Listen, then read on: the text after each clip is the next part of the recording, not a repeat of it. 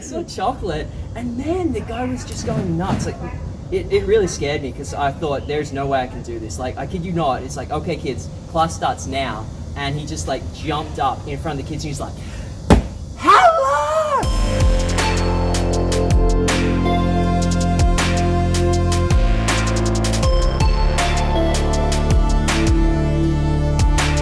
What's up, everybody? Welcome back to the channel. I'm Joseph. This is Global Vagrant, and I'm here with Murray Channell. I just want to sit down and talk with him a little bit, give him an introduction because I feel like he's going to be on the channel a decent amount. Which, by the way, it's really ridiculously hot here. So if you see us sweating, that's why. Yeah, and this doesn't seem to be a problem that affects Chinese people.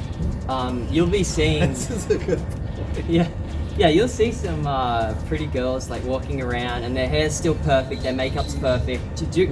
When you get that, okay, whenever I see that, I always think, okay, that's a good genetic combination right there. Like if we combine our genetics.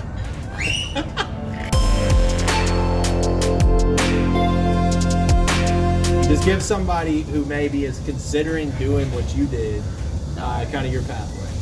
All right, well, the first thing I think most foreigners do, which is what I did, is you're going to be looking online for jobs in China, and you'll go onto Google, you'll type in a search, and before you know it, you're just going to start messaging a Chinese person because the demand here is through the roof, right? It doesn't matter who you are, what experience you've got, whatever, they're going to message you back. Yeah, and isn't it illegal to get somebody if they don't have a degree? Yeah, that's right, and if you do have a degree, it definitely means you'll be earning more money when you're here because schools do want that because if the police come around to the school to check on foreigners, and they do that a bit, and you're a foreigner that everything's legitimate, you've come through the legal way, the schools find that really important. So they're willing to pay you maybe $1,000 extra a month just for that, I would say.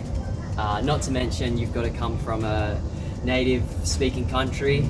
Yeah, well, firstly, they're gonna do some kind of interview. They'll probably ask you to send a 2-minute introduction, and all they want to hear is that you sound like you've got a native English speaking voice. Because believe it or not, most of the people that try and become a teacher in China are gonna be from countries in Africa, Eastern Europe, your poorer countries, but their English is still pretty good. Maybe their English is better than Chinese. So you're gonna do the interview. Once they realize, okay, the guy's from America, this is what we want, then yeah, they're going to message you back and forth, maybe phone interview, normally video interview. And I think lots of foreigners find that really nerve-wracking, but little do they know, all they care about is that accent. I remember I first came, and I was always trying to be like that good worker. I'd show up to work on time. I'd do anything the boss asks. That's not what Pat told me. For the first maybe 2 months. And then you see the other foreigners and you're like, hang on, that guy's showing up like 3 hours late every day. That guy, as soon as he finishes class, he goes home. Or maybe that guy takes a break and watches movies in the middle of the day. It's like, what's going on here? And eventually you realize that you're a sucker. Well, that would be a difficult thing for me because I wouldn't want to be the bad employee that does that. It takes advantage of it. It's like, oh yeah, I'm supposed to be here this time, but what are you gonna do? Like, I'm in high demand, so what are you gonna do? And then you don't show up. It seems like the biggest arrogant American thing to do. It's like, oh, I'm an American. What are you gonna do? Yeah, it really is. Like, you hear people talking about foreigner or white privilege. China is the one place where I'll say without a shadow of a doubt it exists, and it is strong, man. My first job was at a school with about 1,500 kids, and they were gonna put me on about 200 of those kids. I didn't know that, so I first came to the school, got out of a taxi, and they'll send a young girl to come and meet me. And as soon as I saw the young girl, I was blown away. She was super beautiful. I was a little bit kind of nervous just talking to her, and I'd said like, oh, there's so many bikes here, I really want to get a bike and go around the city. And she said, oh, I love riding bikes too. I thought, oh man, it's happening already. But anyway, that girl, she was kind of assigned to me, so she's kind of my buddy for the first 3 days. And she said, oh Murray, I found 3 apartments for you, and we're gonna go see each of them. And one was like bottom of the line, crappy, smelled like fish, and then the second's a little bit nicer, bit of a view, like separate toilet and shower, because lots of them don't have the separate toilet and shower. And so you see the apartment, you select an apartment, and you start teaching pretty much straight away. I was considering doing this for a while, and I still might be able to weasel my way into it. But the thing that is kind of nerve-wracking is walking in, like if you don't have a teaching background, and walking in and now all of a sudden you have a classroom of kids, and you have to be the teacher who's teaching them. Yeah, well, they'll give you maybe a few days to go and watch the other foreigners and see how they teach. And so, I remember at the start, I watched the first 2 people I watched. One was Patton. One was another guy, this big black dude. His name's Prince. He told the kids, but the kids all call him Chocolate. This is Chocolate. And as soon as I saw Chocolate, I'm like, what? The kids are calling him Chocolate? And he didn't tell me. I thought that was his name. And I was thinking, like, do we have to pick a name? Like, should I pick Vanilla or something? Anyway, I saw Chocolate, and man, the guy was just going nuts. Like, it really scared me because I thought, there's no way I can do this. Like, I kid you not. It's like, okay, kids, class starts now. And he just, like, jumped up in front of the kids, and he's like, hello! I remember when I first arrived, I was taken aback. Because number one, people stare at you. Number two, they don't really smile. They don't do it in a friendly way. They're just really curious, but it's like not in their culture to smile at a stranger to make them feel comfortable. So you've just got people making kind of odd-looking kind of like looking at this guy. What's this guy all about? And you feel a little bit like an outsider. And it takes a while before you work out, oh, that's just how Chinese people are. That's mainly older people. As far as the young girls, which are the girls that you're going to be teaching with at the school, they're super friendly. Because the stereotype is that you come over here and Asian girls love you as a foreigner. Do you find that to be true? And do you think if it is true, the reason is that they see you as an ally? Sometimes that is true. And most of the time I think it's not true. I think they just see you as a good-looking guy. And I'm not saying I'm a good-looking guy or anything, but the things that they rate highly are things like, nice pretty eyes, maybe a tall nose. So stuff that we think is ugly sometimes they admire. Like a big nose. Big nose. They're like, oh, that's so beautiful. And it's like, really? Like big nose? We think of Pinocchio, we're not into it. And then any kind of colors in the eyes they're really into. Blonde hair. Colors in the hair, nice tall guys, muscular guys, white skin. Gone on dates?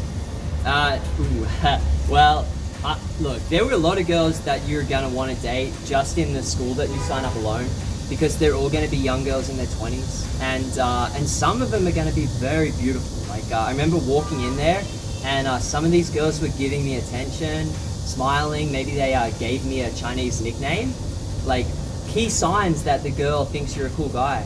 And I would have rated her like a 9 out of 10, and I'm thinking, man, why is this girl giving me so much attention? But that just becomes the new normal, and I guess it's because they think you're a 9 out of 10. But honestly, look, most just they just see foreigners as so sensuous, so magical and dreamy, and they just love to have the experience of dating a foreigner. Yeah, because it's almost like, okay, you know how in the United States, if you met a girl who was from a different area of the world and she had an accent, or if you met a foreigner, you thought they were a little bit exotic.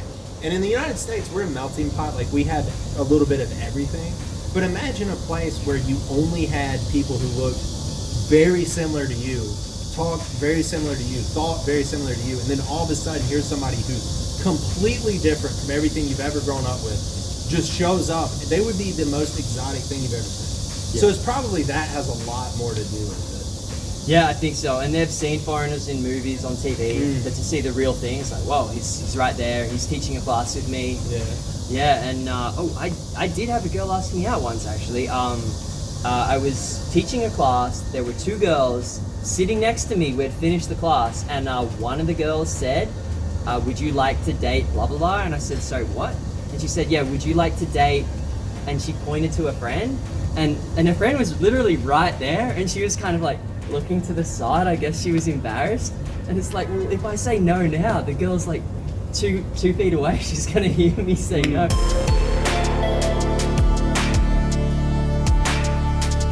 So coming over here and knowing nothing, how is that? Can you get by without knowing anything? You can. Patton did it. I know other people that did it, but you're gonna miss a side of China, and it's a side I think's kind of important. Things like everyday life, you'll be able to get by. Maybe you go to order the food and you can't talk to each other, but you can point at the picture, and you can get by. But if you want to get it to that next level, where maybe, for example, you like see someone walk past you on the street and they're doing something really weird, like for example, God, I don't know, we just saw a guy here and he was like driving a car and it had chairs on the whole car. So many chairs that it was amazing the thing didn't tip over. So maybe you're learning Chinese and you can like ask the guy like, what are you doing? How many chairs do you have? How much are you going to sell them for? How long did it take you to get them? Like things that you find really interesting, you can go that extra level. And things with their culture that once you start learning the language and reading it and noticing different symbols, you'll pick up so much more. And the people, you'll get a lot more, because the people are the culture. So if you're able to communicate with the people better, then you're going to be able to sponge off a lot more of that culture. If you are trying to learn the language, it's not really as nervous as maybe some other languages would be, or as intimidating, because if you say something to somebody, a lot of times they're in shock that you know how to say whatever you're saying, so they're really happy that you're even communicating as little as you are. Because my level of Chinese is bottom of the barrel, nothing. And so if I say something to somebody and I ask them like what this is, or I want this for food or dinner or whatever, they're very interested in it, and their response is like, oh, your Chinese is really good, your Chinese is really good. Are you studying at a university or something? So they're very kind about it and encouraging. So when you're getting that encouraging feedback the whole time that you're practicing, it's a really positive experience for life. What you're saying is completely right. Sometimes Chinese people, they just think that it's so impossible, the idea that the foreigner can actually speak their language. Maybe they think Chinese is too hard, or they've just never seen it, and so it's just so shocking. Like, did that foreigner actually speak Chinese? And okay, well, have you ever been out and heard somebody talking about you then? Oh yeah. You get that all the time. You get common things like just Vagrant, foreigner. You get 他很高 or 他很帅, which is he's really tall or he's really handsome. Yeah, now if they're saying more about you, it might be something they've seen. Like I once went out in thongs and I was stopped. Sandals. Oh, sandals. And yeah, Australian there. And I stopped at the lights just in my sandals, and a woman was like pointing and laughing, and she just said to a friend that foreigner's really weird, like it's really cold, why is he wearing sandals? And so yeah, if you want to hear people saying that about you, you can learn Chinese. Yeah. So from your first time here, and then moving on to where you are now, 2 years later? Yeah, 2 years later. So what is it been? What is the growth, the experience? Yeah, the first 6 months they're rough. They're full on, by the way. Every week feels like it takes a month of normal time. Just because your day's filled with at least 10 things that you've never done before, never seen before.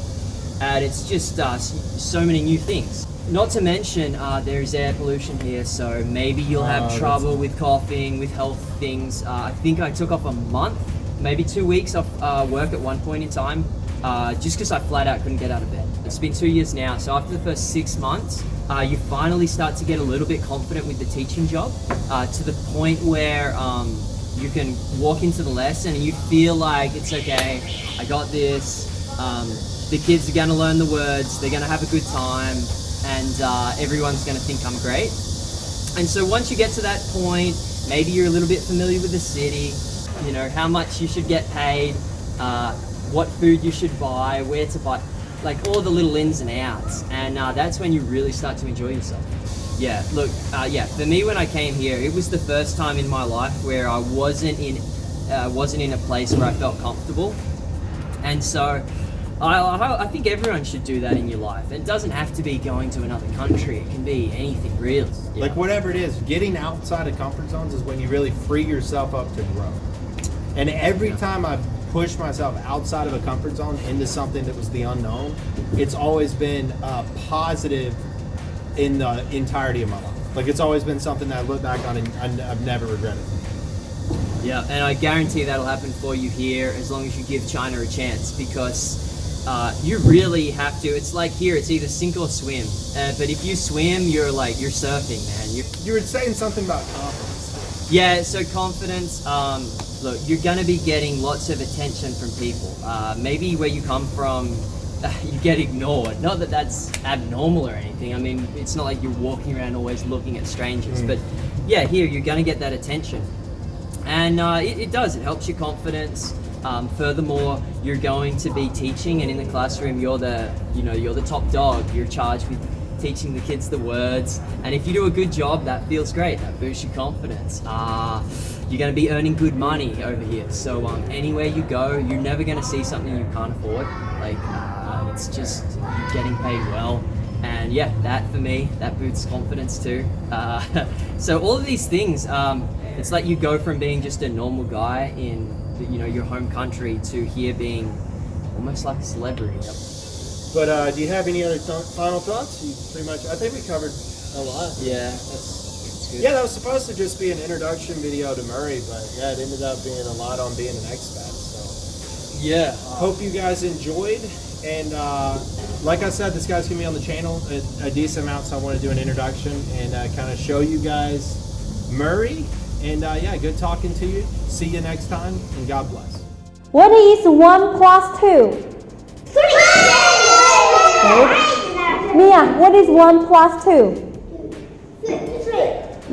What is 2 plus 4? 5. Huh? What is 2 plus 4? 7. 7. 7.